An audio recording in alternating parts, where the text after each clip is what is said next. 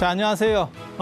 지난 시간에 이어서 사리 이야기를 이제 본격적으로 해드릴게요. 사리라고 하는 게 뭐냐면, 인도에서는 부처님 돌아가신 그 유해도 사리라고 해요. 예전에 제가 잠깐 그런 얘기를 해드렸는데, 지금 우리가 생각할 때는 화장하고 남은 어떤 신령한 어떤 구슬 같은 걸 사리라고 생각하시는데, 실제로는 그렇지 않고, 돌아가신 그 법구 시신도 사리라고 사리범주에 들어가는 거고요. 그 다음에 그분과 관련된 뭐 머리카락이라든지, 그래서 맨 처음에 탑이 만들어질 때 보면 조발탑 얘기가 나옵니다. 그러니까 손톱하고 머리카락 탑. 손톱하고 머리카락 탑, 그거는 부처님 살아 계셨을 때 만들어지는 부처님 탑이에요. 근데 여러분이 생각해 보세요. 내가 내 아버지 유품을 하나를 가지고 있어. 그 유품보다는, 그러니까 물건보다는 신체가 더 본질적이라고 생각하지 않을까요? 어때? 그러니까 예를 들어서 아버지가 쓰시던 안경이 있어. 그하고 아버지 어떻게 보면 손톱이 하나 있어. 그러면 의미가 좀 달라지지 않을까요? 전에 그런 거 있었어요. 아이돌이나 이런 게 막 이렇게 인기 있을 때 뭐가 있었냐면 머리카락 뽑아달라는 사람들도 있었고, 팬 중에서. 그러면 그걸 이제 갖고 있겠다는 거예요.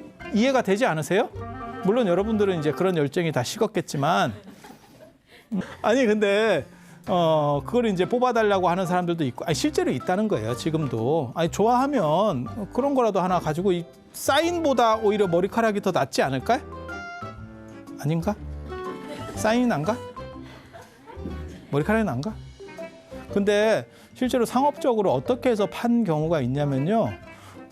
머리카락에서 DNA를 추출해서 그 DNA를 신용카드 같은 데다 하나씩 넣은 거예요. 신용카드라는 뜻이 아니고 그 카드를 판매하는 경우가 있었습니다. 너무 좋아하면 그것도 날개도 신 듯이 팔리는 거예요. 물론 우리는 안 팔리지. 우리는 안 팔리지. 그래서 그런 머리카락이나 손톱. 근데 이런 머리카락이나 손톱은 사실은 또 본질적인 건 아니잖아요. 이거는 어떻게 보면 존재했다가 없어질 수도 있는 거고, 이런 것들이잖아요. 그러니까 더 본질로 보면 뼈가 더 가깝게 되겠죠. 그죠? 그리고 뼈 중에서도 뭐가 중요하냐, 이제 이렇게 추구하는 거고, 그 중에서 이제 가장 중요한 게 이제 머리뼈 이야기가 나오는 거고. 전에 잠깐 말씀드렸잖아요. 두 가지, 사리와 관련돼서 두 가지 이야기가 나오는데, 하나는 정리를 해드릴게요. 부처님의 유해 자체도 사리고, 유해 자체 법구라고 하는 거예요. 사리고, 그 다음에 화장한 뒤에 나온 모든 것 사리. 사리의 범주가 화장과 관련된 모든 것, 그 다음에 화장하기 전에도 있었던 신체. 이게 다 사리입니다. 이게 다 사리입니다. 그런데 이 사리에도 이제 등급을 매기는 거죠. 후대로 가면 사리에 등급을 매기는 거예요. 등급이 뭐냐면 제일 좋은 거를 머리뼈, 두개골뼈, 머리뼈. 그다음 몸에서 가장 단단한 건 치아. 이게 가장 단단하기 때문에 본질이다라고 생각을 하는 거예요, 옛날 사람들이. 인간의 본질은 뭘까? 그리고 인도 사람이니까 머리뼈 얘기를 하는 겁니다. 인도 사람이니까. 인도에서부터 유럽까지는 머리로 사람이 생각한다고 생각을 하고, 전에 제가 그런 말씀 잠깐 드렸었어요. 동아시아 사람들은 배로 생각한다. 창자로 생각한다. 창자를 뇌로 봤었던 거예요. 뇌로. 그래서 부처님 복장할 때도 배에다 한다. 머리에다 하는 게 아니고 배에다 한다. 라는 얘기를 했었고, 그래서 창자를 씻어낼 수 있으면 뭐 머리가 좋아진다. 옛날에 그런 이야기들이 요제지 같은 데 보면 나옵니다. 그래서 전에 불도직 얘기할 때도 뭐 창자를 꺼냈다더라, 뭐 씻는다더라, 이런 얘기가 중국적 스토리다, 이런 얘기도 해드렸었던 거고. 자, 그래서 이 두 가지가 가장 본질적인 걸로 압축이 돼요. 심장 얘기도 있는데, 심장이 뭐가 문제냐면 보존이 안 되죠. 심장은 보존이 안 되죠. 그렇지 않아요? 그렇잖아요. 사람 중에서 사실 가장 비중을 많이 차지하는 것 중에 하나, 그 다음에 사람의 신체 이 신체 중에서 가장 이쁜 게 사실은 눈이거든요. 근데 눈도 보존이 안 되잖아요. 이거 뽑아놓으면 제 가장 박혀있을 때 가장 이쁜 거, 뽑혀있을 때 가장 무서운 게 눈이에요. 의심나면 한번 이렇게 뽑아봐. 알로. 알로 뽑아보세요. 그래서 심장. 그다음에 또 뭘 생각할 수 있냐면 이거는 어차피 보호용제니까 뇌를 생각할 수 있어요, 뇌. 그래서 이런 것들이 이제 사리 얘기에서 많이 나옵니다. 그래서 이건 이제 전골사리가 되는 거고, 이게 이제 치사리가 되는 거고, 심장이 사리가 된다라는 얘기는 없어요. 심장이 살이 된다는 얘기는 제가 못 들어본 것 같고, 이건 이제 뇌살이죠. 우리나라만 그냥 예를 단적으로 들을게요. 전골살이 통도사입니다. 치살이 건봉사입니다. 금강산 건봉사 모르세요? 건봉사 치살이 있다 이런 얘기 못 들어보셨어요? 그 건봉사 치살이 진짜 중요한 살입니다. 왜냐하면 그 건봉사 살이는 그냥 일반 살이가 아니고 통도사 살이 세트입니다. 그 자장 스님 컬렉션 안에 있는 거예요. 자장 스님이 이제 중국 오대산에 가셔서 문수보살 친견하시고 받아온 그 안에 있는 거예요. 그게 임진왜란 때 이렇게 이동하는 과정에서 건봉사가 예전에 굉장히 큰 절이었어요. 조선 후기 때까지 3,000칸이 넘은 절이 건봉사예요. 이제 38선 때문에 절단이 났죠, 아주. 금강산이라고 하는 데가 굉장히 대단합니다. 여러분 생각하고 완전히 다릅니다. 금강산이 살아있을 때는 금강산 사찰들이 다 대단해요. 금강산에 1911년에 사찰령 할 때 한 산에 2개의 본사가 있는 데는 금강산. 그게 건봉사하고 그다음에 금강산 유점사하고 2군데가 들어갔고, 그다음에 조계산 송광사하고 그다음에 서남사 이 2군데, 한 산에 2개의 본사가 있는 데는 이 2절밖에 없어요. 송광사는 고려 말에 이제 동국 제일도량이라고 하는 타이틀로 뜨게 되는 거고, 그 정도까지 올라오게 되는 거고, 그건 진울 스님 그 계보로 인해서 그렇게 되는 거고, 금강산은 이제 원간석기 때 이제 법기보살 신앙이라고, 이런 얘기 자꾸 하면 이제 너무 시간이 가는데, 아무튼 뭐 그래가지고 막 뜨게 되는 거예요. 그래서 금강산 안에는 본사급 사찰만 5에서 6군데 정도 됩니다. 그리고 이제 금강산 산 안에 4대 사찰이라고 하는 거예요. 그게 뭐냐면 유점사, 그 다음에 장안사, 표운사, 신계사, 여기 4대 사찰. 요 말고도 뭐 정양사라든지 이런 절들도 상당히 큰 절입니다. 그리고 산 바깥쪽에 건봉사가 있는 거예요. 건봉사는 우리나라 남한 쪽에 있습니다. 남한 쪽에 있습니다. 그래서 제가 농담 삼아 그런 얘기 하는데, 금강산이 있을 때는요, 설악산은 쳐주지도 않습니다. 그래서 신흥사가 본사가 아니에요. 신흥사 본사 아니에요. 38선 갈리고 난 뒤에 건봉사하고 강원도에 3개의 본사가 있었어요. 건봉사, 그 다음에 유점사, 금강산 건봉사, 금강산 유점사, 유점사가 오히려 더 큰 절이에요. 레벨이 더 높은 절이에요. 그리고 오대산 월정사, 요 3개가 있었고, 그리고 나서 38선 갈리는 과정에서 2절이 날아간 거죠. 그래서 오대산만 남으니까, 월정사만 남으니까 이제 신흥사를 넣어준 거죠. 이제 그렇게 되는 거예요. 그래서 치사리는 임진왜란 때 요 통도사 사리가 이동하는 과정에서 나온 거기 때문에 그건 굉장히 중요한 살입니다. 그리고 뇌살이라는 개념이 어디서 나오냐면 오대산에서 나오는 거예요. 오대산 월정사의 중대에 뇌살이, 중대에 뇌살이를 모셨다. 이렇게 이런 구조라고 보시면 돼요. 그리고 보궁은 이 2개가 있었어요. 그걸 남북보궁이라고 합니다. 그래서 고산제일 월정사, 야산제일 통도사, 이게 옛날부터 있던 얘기예요. 조선 중기까지 보궁은 이 2개입니다. 그리고 조선 후기가 되면 여기에 법흥사하고 정암사가 들어갑니다. 그래서 조선 후기에는 이게 4개의 사찰로 늘어나고, 그 다음에 한 1970년대쯤 돼서 갑자기 이제 설악산 봉정암이 나오기 시작합니다. 그리고 봉정암이 뭘 갖다가 본을 따냐면 거기도 뇌살이라고 얘기합니다. 이거 오대산 영향입니다.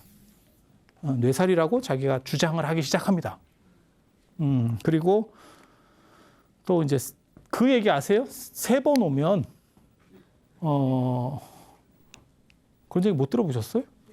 봉정하면 3번은 와야 된다, 뭐 이런 얘기 못 들어보셨어요? 그런 유형의 이렇게 썰을 푼 집단이 원간석기 때 금강산이에요. 금강산이에요. 금강산에서 제일 먼저 그런 걸 풀었어요. 그래서 그때 금강산이 막 떠오를 때 얼마나 그걸 많이 풀었냐면 사람들이 다 못 오는 거예요. 너무 사람들이 올 수가 없을 정 머니까. 그래서 그거를 못 가니까 사람을 보내서 그림이라도 그려오게 하는 거예요. 그게 금강산도의 유행이에요. 집안에 놓고라도 싶은 거예요. 못 가보니까. 그리고 또 뭐가 나오냐면 고려 중기에 보면 뭐가 나오냐면 이렇게 그 38선쯤으로 해서 이렇게 벨트를 그리면 우리나라에서 벨트를 그리면 거기에 이제 세 개의 성산이 있거든요. 산 전체가 특구, 종교 특구로 묶여 있는 세 개의 성산이 있어. 그게 맨 위에가 금강산, 법기보살도량, 그 다음에 그거보다 조금 내려오면 오대산, 문수보살도량, 그리고 그 좌측에 경기도 연천에 지장보살도량, 지장보살 그 원심원사 석대암입니다. 석대암. 그 세 군데가 이제 가장 중요한 산들인데 그 셋을 묶어서 뭐라고 얘기가 나오냐면 거기 살면 사막도에 떨어지지 않는다. 이런 얘기가 나와요. 그러니까 이게 다 촉보와 연원이 있어요. 그러니까 저 봉정하면서 그냥 하루아침에 한 게 아니에요. 그 연원을 내가 다 이렇게 거슬러 올라가서 얘기할 수 있다니까요. 고려 때부터 나오던 이 작전이 있어. 작전이 있어. 그래서 그 고려 시대 때 문헌에 보면 뭐 동국여지 승남이나 이런 거에 그 거기에 고려 때 기록이 나오는데 뭐라고 나오냐면 최해나 이런 사람들은 뭐라고 써놨냐면 금강산에 법기보살 뭐 이런 얘기가 없었는데 어느 순간부터 스님들이 약을 판다. 이런 얘기를 써놔요. 그래서 그 건립 시점, 금강산이 지금 우리가 생각하는 것처럼 불교라고 밀접하게 연결되는 시점, 그 다음에 이러한 법기보살의 특구로 지정되는 거는 원간섭기하고 관련돼요. 원나라가 만들어지면서 최동쪽에 성지를 하나를 만들어야 되고 그러다 보니까 이게 엄청나게 뜹니다. 엄청나게 뜹니다. 그래서 나중에 양총 권근 아세요? 조선 초기의 문신 양총 권근. 권근이 중국의 명나라 황제를 만나러 갔더니 명나라 3대 영락제를 만나게 되거든요. 그랬더니 만났더니 그때 야 네가 조선에서 왔다며? 그러면서 너 시 잘 짓는다며? 내가 시제를 줄 테니까 시 한번 지어봐. 뭐 삼행시 짓기 요즘 뭐 그런 듯이 이렇게 막 불러주는 거예요. 그 중에 하나가 금강산이에요. 명나라 황제도 알 정도로 대단한 뭐 어떻게 보면 세계적인 히트 상품이었는데 그 당시에는 지금은 골로 갔죠. 참 인생 아이러니한 거예요. 그래서 그러한 것들이 영향을 받아서 만들어지는 게 1970년대쯤에 만들어질 거예요. 그렇게 해서 만들어지는 게 봉정암. 그래서 5대 보궁이라는 말이 그렇게 만들어진 지가 그렇게 오래 안 됐습니다. 60년대 아무리 높이 거슬러 올라가도 한 60년대. 그 이전으로 거슬러 올라가기 어렵습니다. 그래서 2대 보궁, 4대 보궁, 5대 보궁 이렇게 늘어났다더라. 이렇게 뭐 이런 게 있어요. 그리고 이 뇌살이라고 하는 게 아무튼 굉장히 복잡합니다. 참고로 말씀드리면 금강산의 시원이라든지 안 그러면 금강산도에 대한 것들 논문을 다 제가 썼어요. 제가 금강산 전문가입니다. 그리고 저는 뇌살이 이런 것도 제가 다 또 이렇게 저 어렵거든. 뇌가 어떻게 살이가 될까? 뇌가 어떻게 살이가 될까? 이런 거 진기하지. 이 전골살이에 대한 기록도 제가 지금 정리를 했거든요. 이 전골살이 얘기도 제가 지금 요즘 그 통도사 쪽에서 사지 만든다고 그런 건 제가 또 정리. 그러니까 다 알아요. 그냥 믿고 들어. 믿고 들어. 그래서 이런 구조들이 있다더라. 그리고 오래된 건 뼈로 나온다. 뼈로 그냥 출토되는 게 오래된 거고 시대가 떨어지면 구슬 이렇게 이 정도까지 딱 하고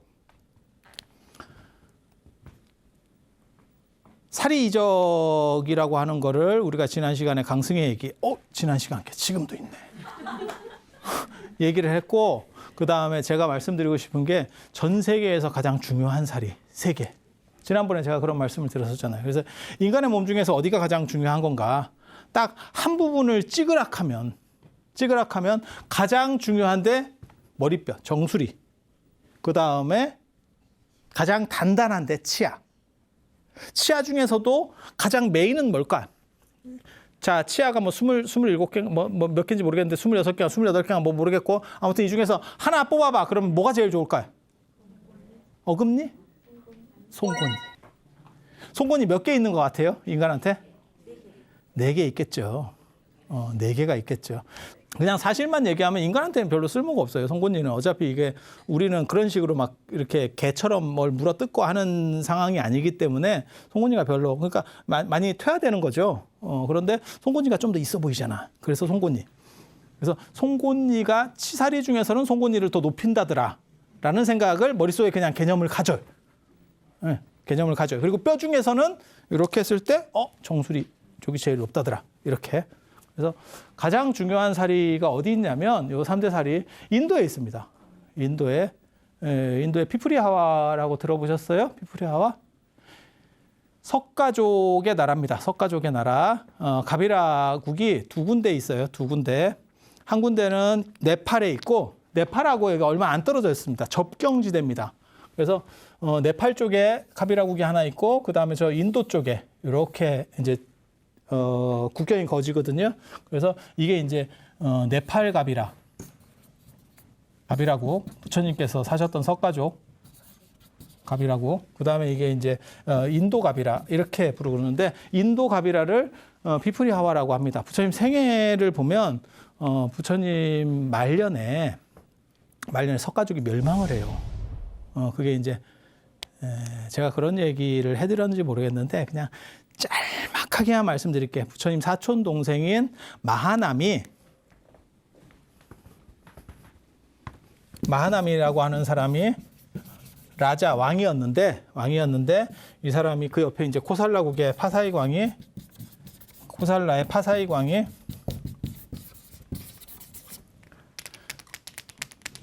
이제 여자를 하나 보내주면 이제 왕비 정실 왕비는 아닌 것 같고 약간 이렇게 후궁 비슷하게 써주겠다라고 했는데 이 마하남이 홍길동을 보내죠.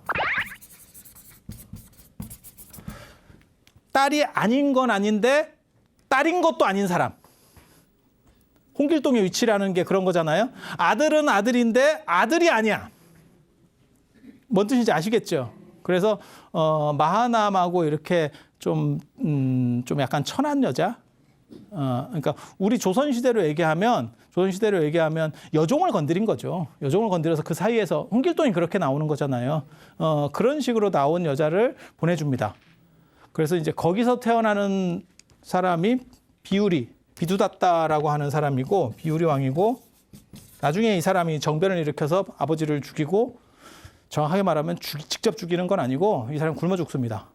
아버지가 밖에 나갔을 때 정변을 일으켜서 성문을 닫아버리니까 결국 성 쪽으로 들어왔을 때 문을 안 열어줘서 성문 부여잡고 이제 나중에 굶어 죽거든요. 마가다국에 한번 도와달라고 요청 보냈다가 그거 이제 뺀지 맞고 그 당시 마가다국의 왕은 아사세 왕이었고 뺀지 맞고 그 다음에 와서 성문 쪽에서 이렇게 결국 굶어 죽어요. 결국 굶어 죽어. 그리고 이 사람이 정변을 일으키고 나서 자기에게 원한이 있어요. 이 석가족에게 원한이 있어요. 왜? 어렸을 때 석가족 나라에 갔다가 석가족 귀족들한테 좀 두드려 맞아요. 정황상 봤을 때 개망신을 당하고 두드려 맞습니다. 너는 천출이다.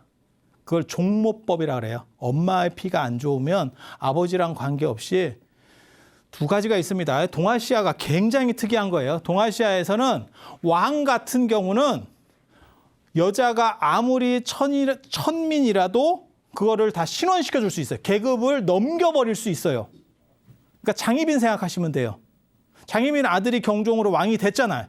그러니까 천출이든 뭐든 그냥 그 권리를 부여할 수 있어요. 그런데 진짜 신분제가 투철한 데서는 유럽도 마찬가지고 인도도 마찬가지예요. 아무리 왕이라도 신분을 세탁을 못 해줍니다. 그러니까 나는 왕인데도 우리 엄마는 천민이야. 이렇게도 될 수 있어요. 이해가 되시죠? 홍판서는 신분 세탁을 못 해줘요. 홍길동 엄마를 신분 세탁을 못 해줘. 근데 왕은 숙종은 장희빈을 신분 세탁을 해준다고요. 그러니까 동아시아는 왕은 특권으로 그게 가능한데 인도는 그게 안 돼요. 그래서 얘가 이제 천민 피가 흐른다 그래가지고 조금 두드려 맞았던 뭐 이런 게 있어요. 욕을 엄청 먹어요. 약간 이렇게 충격을 받아요, 애가. 그래서 트라우마가 생겨서 나중에 왕이 되고 석가족을 전멸을 시킵니다. 그 전멸시킬 때 마하남이 결국 외할아버지죠. 외할아버지죠. 족보로만 따지면 외할아버지죠. 외할아버지가 나와서 내가 물속에 들어갔다 나올 동안만 도망가는 사람을 살려달라라고 부탁을 하고 결국 물속에 들어가서 그 연못 속에 들어가서 자기 상투를 풀어서 물풀에 묻고 안 나왔다는 거죠. 그때 도망가서 산 사람들이 만든 데가 인도갑이랍니다. 인도갑이라가 그렇게 만들어지는 거예요. 그래서 부처님이 돌아가셨을 때는 이쪽 네팔갑이라는 사라졌고 이쪽 유민들이 도망쳐서 나와서 여기서 인도갑이라라고 하는 조그만 거를 하나 만들고 있을 때고 부처님이 돌아가셨을 때 8나라 사람들이 와서 부처님 사리를 모셔가서 탑을 만들거든요. 그 탑 중에 8개 탑 중에 하나로 석가족이 모셔간 사리가 모셔진 데가 피프리하와입니다. 피프리하와 탑입니다. 굉장히 중요하죠. 그러니까 근본 8탑 중에 하나라고 보시면 돼요. 거기서 언제 나오냐면 1898년에 저 영국 사람이에요. 페페라고 하는 영국 사람, 프랑스 사람이 고고학적으로 굉장히 중요한 일들을 많이 해요. 이유는 뭘까? 그때 뭐 강국이고 이미 눈이 걔네들은 떠 있었고 우리는 그냥 이렇게 제정신 못 차리고 있을 때잖아요. 저게. 저 시절이 이제 좀 있으면 우리는 이제 대한제국 들어가던 시절이에요. 상태 메롱이고 러시아에 붙어야 되는지 저게 일본에 붙어야 되는지 청나라에 붙어야 되는지 도대체 이게 뭔지 이러고 있을 때 우리 상황 정신 굉장히 못 차리고 그런 상황이고 이제 영국이나 프랑스는 정신을 너무 뚜렷하게 차리고 있을 때죠. 전 세계를 쥐락펴락하면서 그냥 싹 걷어당기고 있을 때 그때 뭐 미국도 그렇게 상태 안 좋을 거고 뭔 뜻인지 아시겠죠. 그런 상황에서 저때 발굴하고 유물 가져가고 그렇게 해서 지금 영국 박물관, 루브르 박물관이 만들어지는 거잖아요, 지금. 그렇게 해서 영국 사람이 여기서 이제 발굴을 했죠. 발굴을 했죠. 그게 지금 델리 박물관. 원래는 저기 캘커타 박물관 쪽에 좀 모셔져 있었는데 지금 델리 박물관에 저 사리가 모셔져 있어요. 뼈 편입니다. 뼈 조각입니다. 뼈 조각. 뼈 조각. 그래서 연대가 굉장히 오래됐다는 것도 알 수도 있고 그다음에 그냥 유물에서 바로 튀어나온 거니까 이건 뭐 따로 말하기가 굉장히 어렵죠. 타임캡슐. 묻어놨던 게 올라와 버렸으니까.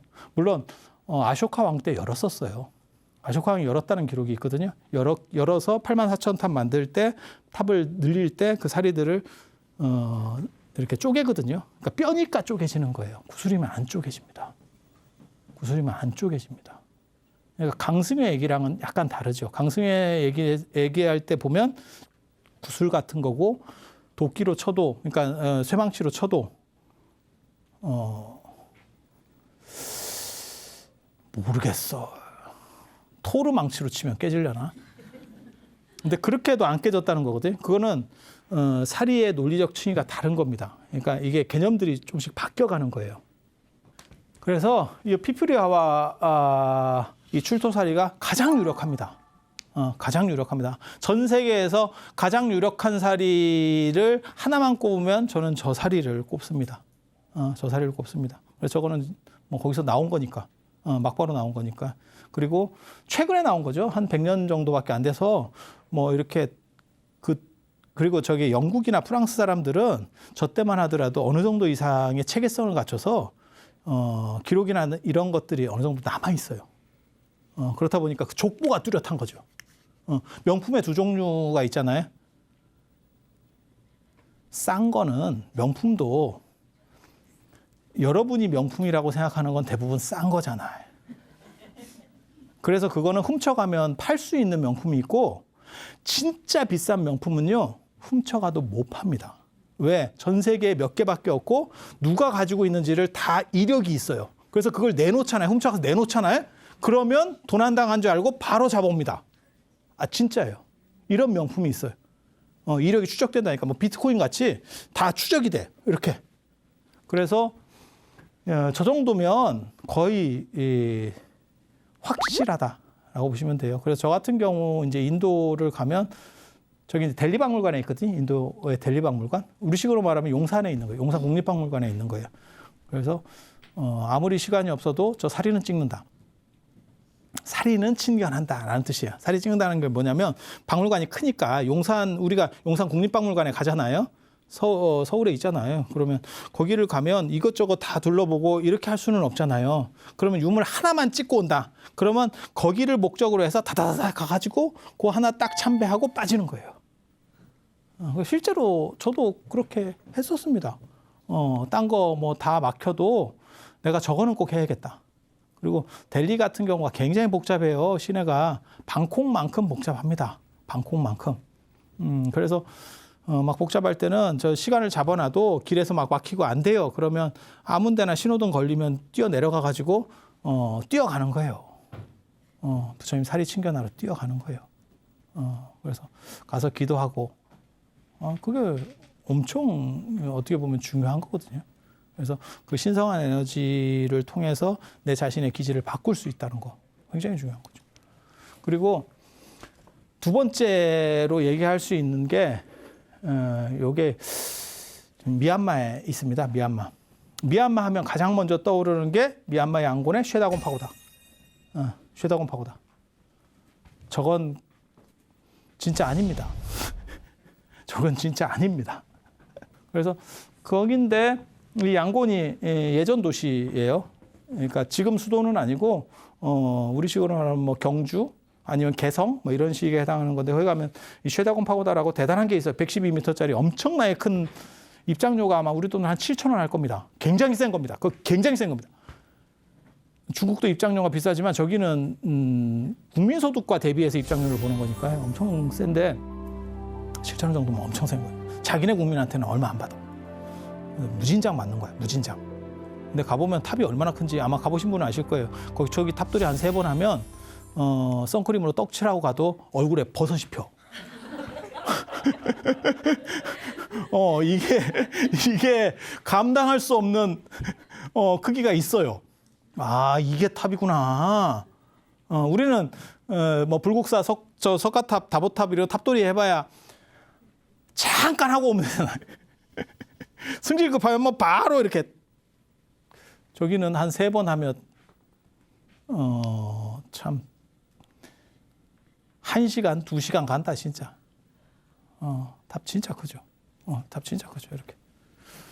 근데 이게 어떤 탑이라고 이 사람들이 얘기를 하냐면, 아니 말 나온 김에 그냥 말씀을 드리는 거예요. 뭐라고 얘기를 하냐면 부처님이 처음에 깨닫고 나서 보리수 밑에 그 근처에 계실 때 그때 49일 동안 거기 계시거든요. 7일씩 7군데에 계셔요. 그게 지금 인도 부타가에 가면 그 7군데 성지가 지금도 남아있죠.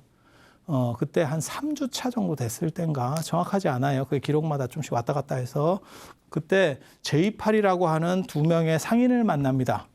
제위라고 하는 사람과 팔이라고 하는 사람. 이 2명의 상인을 만나는데 이제 대상무역을 하는 사람이에요. 그래서 이렇게 쭉 이렇게 무리를 이끌고 가는 상단의 우두머리인데 그때 부처님을 뵙고 이제 공양을 올려요. 공양을 올리니까 저때 이제 바루도 없었거든요. 부처님이. 그래서 어디다 음식을 받지? 이랬더니 뭐 사천왕이 나타나서 바루를 줬다. 그게 이제 돌바루다. 뭐 이런 거기서부터 시작되는 스토리가 있어요. 뭐 그렇다 치고 그 얘기가 중요한 건 아니니까. 그렇게 해서 공양을 당신이 받으시고 나서 이 저 사람들이 뭘 요구하냐면 부처님한테 머리카락 하나만 주시면 안 돼요? 이렇게 얘기를 해요. 왜냐하면 상단을 이끌고 이렇게 가는 사람들이 인도에는 들적이 많아요. 산적이 아니고 인도는 산이 없어요. 그냥 평지니까 들적이 많아요. 그리고 이런 상인들이 잘 털리는 이유가 뭐냐면 돈 될 만한 걸 갖고 다니고 동네 사람이 아니기 때문에 이렇게 샥 보내버려도 이 사람이 존재했었는지를 모릅니다. 이해가 되시죠? 조선시대로 얘기하면 보부상을 턴다라고 생각하시면 돼. 산적이. 그러면 증거가 없는 거죠. 맨날 그 동네에서 보이는 사람이면 문제가 돼도 그런 일이 벌어지니까. 그래서 상업이라고 하는 게 이렇게 대상무역이 위험합니다. 그래서 그 호신물로 머리카락을 이제 하나 받아서 가지고 가거든요. 그리고 그 사람이 대박이 나요. 대박이 나서 자기네 나라에다가 그 돈으로 탑을 세웠대요. 이익금이 많이 남으니까 탑을 세웠대. 그게 이제 성지가 되고 그거를 미얀마 사람들은 이게 쉐다곤 이게 황금의 언덕이라는 뜻인데 쇠다곤 파고다다. 그래서 쇠다곤 파고다에 부처님의 머리카락이 들어있다. 아프가니스탄의 바르에 있어요. 그 탑이. 바르에. 어디 있는지는 저도 모릅니다. 근데 바르인지 네가 어떻게 아느냐. 현장 스님이 인도를 중심으로 하면 미얀마는 동쪽에 있고 아프가니스탄은 이쪽에 있어요. 아프가니스탄 들어보셨잖아요. 소련의 아프가니스탄 침공. 왜냐하면 소련이 미친 듯이 좋아하는 게 뭐냐면 염원하는 게 뭐냐면 부동항 확보입니다. 소련이 땅은 되게 큰데 이게 상태가 메롱이에요. 그러다 보니까 안 어는 항을 확보해야 될 필요가 있고 또 하나가 뭐가 있냐면 그 아프가니스탄 쪽에서 조금만 더 내려가면 그 바다입니다. 바다 나옵니다. 바다. 그러니까 조금만 연결시키면 되겠는데 그렇게 해서 내려가는 게 아프가니스탄 침공 사건이거든요. 그때 나중에 이제 좀 소련이 그게 어떻게 보면 소련의 아프가니스탄 침공 사건이 미국으로 말하면 베트남 사건하고 비슷해요. 소련이 굉장히 피곤해지는 사건입니다. 미국의 베트남 사건 아시잖아요. 베트남에 발 한번 담갔다가 여기는 아닌 게벼. 여기는 뭐 잘못한 것 같다. 뭐 이런 생각 들었던. 그래서 이쪽이 이제 아프가니스탄인데 파키스탄 옆에 아프가니스탄인데 이쪽 사람이에요. 그래서 인도 사람들은 이렇게 무역을 했기 때문에 사실 여기에 그 바르의 탑이 있다라고 하는 거를 현장 스님이 자기가 보고 거기를 기록을 해놨습니다. 이게 제2파리의 탑이다. 그래서 동쪽에 있다라고 하는 거는 사실은 구랍니다. 미얀마에 있다는 이건 100% 구랍니다. 100%. 그럼 미얀마에 사리가 없느냐? 사리가 있다 이 얘기를 해드리려고 합니다. 미얀마에서 유일한 사리는 어디 있느냐? 실제로는 양곤, 같은 양곤이에요. 양곤에 까비에 파고다에 가면 있다. 세계 평화 탑이거든요. 요거 1953년에 요즘 만든 거네요. 맞습니다. 요즘 만든 겁니다. 저기에 가면 부처님 사리가 있고 사리불 못 건넌 사리가 있어요. 저 사리가 진짜 중요하세요. 아니 쇠다곤이 아닌데 저기가 가장 성질하고 미얀마 사람들은 얘기하는데 왜 저기를 얘기합니까? 이 사리는요 어디서 나온 사리냐면 산치네 탑에서 발굴된 사리예요. 영국이 인도 지배할 때. 그걸 이제 산치네 탑이 인도의 보팔이라고 있어요. 중간에. 이 보팔에 산치네 탑이라고 큰 탑이 있어요. 그 탑 하나로 세계문화유산이 된 큰 탑이 있어요. 거기서 발굴된 사리예요. 그 사리를 영국이 갖고 갔는데 인도가 나중에 반환해달라 그래요. 근데 유물은 발굴 한 팀에서 가져도 되지만 그쪽에서 소유권을 주장할 수도 있지만 너네가 확보를 못한 거니까 예전에는 그랬어요. 지금은 그렇게도 안 돼요. 그런데 그래서 영국에서 안 주는데 사리는 뼈기 때문에 소유권이 없어요. 그러니까 뭐 생각하시면 되냐면 천마총을 발굴했어. 그럼 천마총에 나중에 가보세요. 그럼 제 말이 딱 맞습니다. 거기 뭐라고 쓰여 있냐면 명패에 뭐라고 쓰여 있냐면 여기에서 이런 유물들이 나왔지만 그 뼈는 다시 그거를 거기다 묻어놨으니까 경건한 생각으로 해서 떠들지 마시고 참배해 주시기 바랍니다. 그렇게 써 있어요. 안내 문구가. 진짜 지금도 그렇게 써 있어요. 천마총에 가보시면. 그렇듯이 뼈는 유물이 아니니까 그건 다시 돌려달라면 돌려줘야 돼요. 그래서 제가 뭐라고 얘기했냐면 저것 때문에 나중에 제가 불교신문에다가 박물관에 사리들이 많으니까 저거를 돌려달라고 해야 된다. 우리나라에서도. 그렇게 해서 제가 그 시초를 연 사람이 저예요. 그렇게 해서 지금 조계종에서 그 사리를 반환을 받았다고요. 왜냐하면 제가 문화재 하는 사람이잖아. 그래서 이런 정보를 알고 그렇게 해서 인도에서 이거를 받게 되는데 그렇게 해서 이 산치네탑 옆에 있는 사원에 그 사리들이 지금도 모셔져 있어요. 근데 사람들이 이제 자꾸 이 산치네탑만 가는데 그 옆에 사원에 그 사리가 모셔져 있는데 이 사리가 다시 반환될 때 미얀마에서 인도는 불교 국가가 아니잖아요. 우리 조금 이렇게 갈라주면 안 돼요? 이렇게 한 거예요. 그게 진짜 신의 한 수지, 신의 한 수. 근데 인도 입장에서는 불교국이 아니니까 뭐 그럼 그러든가 친선 차원에서 그렇게 해서 모시게 된 사리가 여기예요. 그래서 최근에 있지만 실제로는 족보가 확실한 발굴에서 나온 사리라는 거. 그래서 이 사리가 더 중요하고 사실은 이거는 이 사람들의 그냥 믿음입니다. 종교적 믿음입니다. 실제로는 이거는 뭐 고고학적으로만 놓고 보거나 문헌적으로만 보면 이건 100%랍니다. 100%랍니다. 그리고 불화 중에 하나가 또 어디냐면 이 스리랑카. 스리랑카 하면 캔디의 불치사. 저거 뭐 너무너무 알려져 있는 곳인데 적어도 연원이 어떻게 되는 거냐면요. 연원이 어떻게 되는 거냐면 이 사리가 스리랑카로 온 지가 언제냐면 371년에 와요. 인도에서. 인도에 난 그 이해가 잘 안 되는데 인도의 불교를 처음으로 전해준 사람이 아쇼카 왕의 아들인 마힌다하고 아쇼카 왕의 따님이었던 상가미타예요. 상가미타가 보리수를 갖고 가요. 그게 아누다라프라의 보리수 사원이에요. 그래서 그 보리수 사원에 있는 게 나중에 다시 저 붓다가야의 보리수가 죽었을 때 그 이제 이슬람에서 그걸 죽이거든요. 맨 처음에 보리수가 어떻게 되는 거냐면 보리수 족보도 있어. 보리수 족보도. 부처님 붓다가야의 보리수가 있는데 이 보리수는 아쇼카 왕 때 아쇼카 왕 부인이 1차 뵀다라는 기록이 나오고 그리고 거기서 이제 아쇼카 왕이 싹을 이렇게 틔워가지고 잘해서 키웠다라는 대목이 나와요. 뿌리는 안 죽었으니까. 그리고 그거를 상가미타가 스리랑카로 가져가는 거예요. 스리랑카가 어디냐면 여기로 가져간다고요. 그렇게 해서 아누다라프라가 그 당시에 옛날에 이게 중요한 우리 식으로 경주 같은 데예요. 그래서 저쪽에 이제 보리수 사원을 만들게 되는데 그리고 나중에 이제 본토에 있었던 저 붓다가에 있었던 보리수는 이슬람에 의해서 이제 죽게 되고 그걸 다시 옮겨놓은 거예요. 그래서 진짜 원 보리수. 그래서 그걸 위대한 보리수라고 그래요. 마하보디라고 그래요. 마하보디라고. 위대한 보리수. 그래서 그 보리수 사원이 스리랑카에 있게 되는 거고 그런데 사리를 안 모시고 가요. 이 사람들이. 그때 사리를 모시고 갔으면 진짜 대박이거든요. 그건 확실하다. 우리가 이렇게 얘기할 거예요. 그런데 실제로 스리랑카에 사리가 들어가는 건 언제냐면 371년이에요. 인도 본토에서. 고구려의 불교가 몇 년에 들어왔는지 아세요? 372년입니다. 야, 그런 식으로 따지면 우리나라에도 사리가 지천일 것 같은데? 이거 너무 좀 연대가 안 맞는 거 아니야? 이 생각을 한번 해볼 수 있죠. 아니, 부처님 돌아가시고 아쇼카 왕 때 사리를 분배해가지고 탑을 만들 때 내 아들한테 내가 하나를 줘서 스리랑카에 가지고 왔어. 오케이. 야, 이거 대박이다.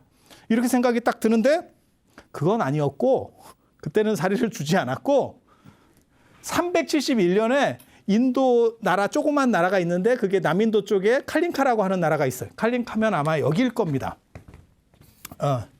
아쇼카 왕 때 이제 칼링카 전투가 벌어졌던 아마 그 동네일 거예요. 거기서 왕이 이렇게 꿈을 꿨더니 나라도 상태가 지금 전쟁 자꾸 내전이 일어나고 뭐 흉년들고 이런데 꿈에 부처님이 나타나셔서 야, 사리를 스리랑카로 보내. 이렇게 하셨대. 그래서 자기 딸한테 해서 보내줬대. 부처님 돌아가시고 한 800년 된 것 같은데 그 사리를 진짜라고 볼 수 있을까? 이거 조금 너무 냄새나는 거 아니에요? 그 사리예요. 그 사리. 그게 나중에 이쪽이 8세기에 아누다라프라가 폐허가 되면서 타미린이 침공해 와서 폐허가 되면서 나중에 캔디로 옮겨가는 거거든요. 저걸 저런 식으로 믿을 수 있을까? 그리고 그 사리를 직접 보면 치사리인데 이만합니다. 송곳니인데 이만합니다. 이게 건봉사 사리 보셨어요? 건봉사 사리는 이만합니다. 야, 아마 한 이 정도 될 거예요. 이 정도 손톱 정도. 그래서 야, 저거 치사리일 수도 있겠는데 이 생각이 딱 이 치아일 수도 있겠는데 이 생각이 드는데 이거는 이만합니다. 야, 입 안 다물어질 것 같은데 이건 뭘 의미하는 거냐면요. 치아 숭배가 인체 몸에서도 있지만 큰 동물의 이 송곳니를 큰 걸 가지고 있으면 그러니까 호랑이의 송곳니나 이런 거 갖고 있으면 거기에 그 호랑이의 정기가 있기 때문에 모든 삿된 것들이 못 들어온다라고 하는 개념이 있어요. 그래서 그거는 큰 이빨 숭배 신앙으로 바뀐다고 나중에. 치아 숭배도 있고 그러니까는 치아 숭배가 두 가지가 있는 거예요. 거기에 본질이라고 하는 거거든요. 치아가 어떤 그 사람에게 있어서 가장 중요한 핵심적 본질이고 거기에서도 가장 정수가 모인 거는 송곳니예요. 송곳니. 그래서 이런 식의 생각이 인간에게만 존재했던 게 아니고 큰 동물에게도 존재했어. 큰 동물. 그래서 호랑이나 사자의 이런 송곳니를 목에다가 걸고 다니거나 뭐 장식으로 하면 모든 삿된 귀신이나 병들이 들어오지 못하는 거예요. 왜? 거기 그 전기가 무서워서. 이해가 됩니까? 그래서 이게 이제 치사리, 불치사에 모셔진 치사리인데 이거를 또 얼마나 스리랑카 사람들이 이 쉐다곤도 엄청나게 이렇게 미얀마 사람들이 이렇게 포를 치거든요. 약을 막 엄청나게 대단한 것처럼 파는데 저 스리랑카에 가면 또 불치사가 이렇게 또 얘기를 해요. 그거 옛날부터 그랬었어요. 옛날부터 스리랑카에서. 그런데 이 법문사 같은 경우는 또 재밌어요. 여기도 아쇼카 왕이 모셨다는 살이거든요. 근데 이거는 1981년도에 드러나기 시작한다. 진짜 진기한 타임캡슐에 뭔가가 있어. 그래서 이 법문사의 사리에 얽힌 이야기 제가 다음 시간에 이어서 해드리도록 하겠습니다. 그리고 다음 시간에는 드디어 이제 불교가 어느 정도 중국 불교가 규격을 잡아가는 이야기들을 이어서 해드릴 생각입니다. 자, 오늘은 이상 마치고 그러면 다음에 뵐 수 있도록 그렇게 하겠습니다. 자, 들어주셔서 감사합니다.